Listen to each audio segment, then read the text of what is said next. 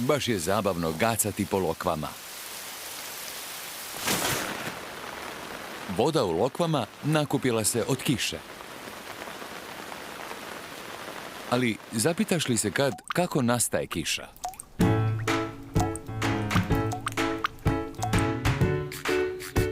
Za odgovor na to pitanje pogledaj što se događa lokvi na suncu.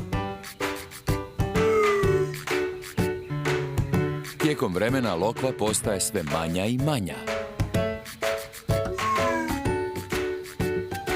Čini se da je voda nestala, ali nije. Samo se premjestila iz lokve u zrak. Pogledajmo lokvu malo bolje. Kada se voda premješta iz lokve u zrak, razdvaja se na sićušne kapljice.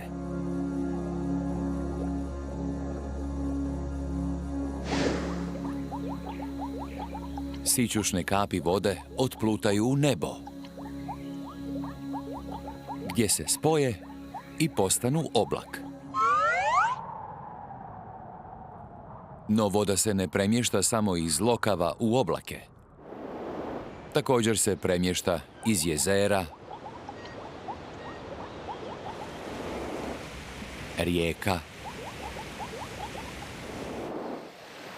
i oceana. Kada se oblaci napune vodom,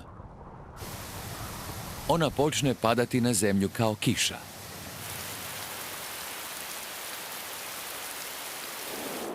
A to je savršeno za prskanje.